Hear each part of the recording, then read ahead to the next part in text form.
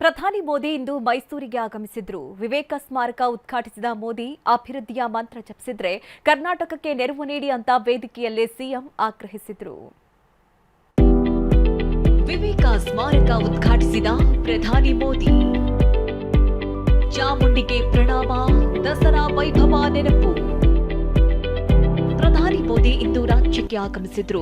ವಿಶೇಷ ವಿಮಾನದಲ್ಲಿ ಮೈಸೂರಿನ ಮಂಡಕ್ಕಳಿ ವಿಮಾನ ನಿಲ್ದಾಣಕ್ಕೆ ಬಂದಿಳಿದ ಪ್ರಧಾನಿ ಅಲ್ಲಿಂದ ಹೆಲಿಕಾಪ್ಟರ್ ಮೂಲಕ ಮೈಸೂರಿನ ಓವೆಲ್ ಮೈದಾನಕ್ಕೆ ಬಂದರು. ಅಲ್ಲಿಂದ ದೇವರಾಜ ಮೊಹಲ್ಲಾದ ನಾರಾಯಣ ಶಾಸ್ತ್ರಿ ರಸ್ತೆಯಲ್ಲಿರುವ ವಿವೇಕ ಸ್ಮಾರಕಕ್ಕೆ ಭೇಟಿ ನೀಡಿದ ಮೋದಿ ಕಾರ್ಯಕ್ರಮದಲ್ಲಿ ಭಾಗಿಯಾಗಿದ್ರು. ಕಾರ್ಯಕ್ರಮದಲ್ಲಿ ರಾಜ್ಯಪಾಲ ಗೆಹ್ಲೋಟ್, ಮುಖ್ಯಮಂತ್ರಿ ಡಿಕೆ ಶಿವಕುಮಾರ್ ಸೇರಿದಂತೆ ಗಣ್ಯರು ಭಾಗಿಯಾಗಿದ್ರು. ವಿವೇಕ ಸ್ಮಾರಕ ಉದ್ಘಾಟಿಸಿ ಮಾತನಾಡಿದ ಮೋದಿ ಕನ್ನಡದಲ್ಲೇ ಭಾಷಣ ಆರಂಭಿಸಿದ್ರು. ತಾಯಿ ಚಾಮುಂಡೇಶ್ವರಿಗೆ ಪ್ರಣಾಮ ಸಲ್ಲಿಸಿದ ಮೋದಿ ಮೈಸೂರು ದಸರಾ, ಕುವೆಂಪು ಅವರನ್ನ ನೆನಪು ಮಾಡಿಕೊಂಡ್ರು. ಎಲ್ಲರಿಗೂ ನನ್ನ ನಮಸ್ಕಾರಗಳು.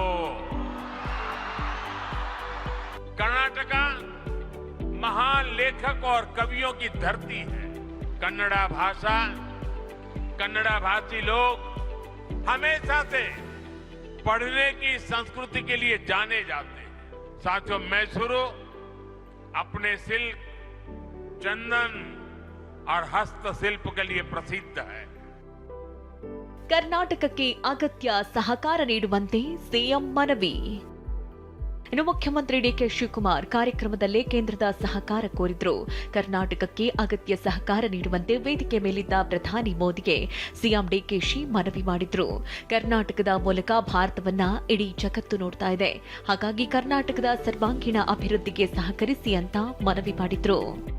I am requesting him on behalf of the government of Karnataka and all of you, you should be very bold-hearted to help us, help Karnataka, save Karnataka, because the entire world is looking at India and Karnataka through Karnataka and Bangalore. So I request you. ಇನ್ನು ಪ್ರಧಾನಿಗೆ ಆಶ್ರಯದ ವತಿಯಿಂದ ಸ್ವಾಮಿ ವಿವೇಕಾನಂದರ ಏಕಶಿಲಾ ಮೂರ್ತಿಯನ್ನ ಉಡುಗೊರೆಯಾಗಿ ಕೊಡಲಾಯಿತು. ಸುಮಾರು 8.5 KG ತೂಕದ 1.5 ಅಡಿ ಎತ್ತರದ ಏಕಶಿಲಾ ಮೂರ್ತಿಯನ್ನ ಅರುಣ್ ಯೋಗಿರಾಜ್ ಕೆತ್ತಿದ್ದಾರೆ. ವಿಯೆಟ್ನಾಂ ಮಾರ್ಬಲ್ನಲ್ಲಿ ಇದನ್ನ ನಿರ್ಮಾಣ ಮಾಡಲಾಗಿದೆ.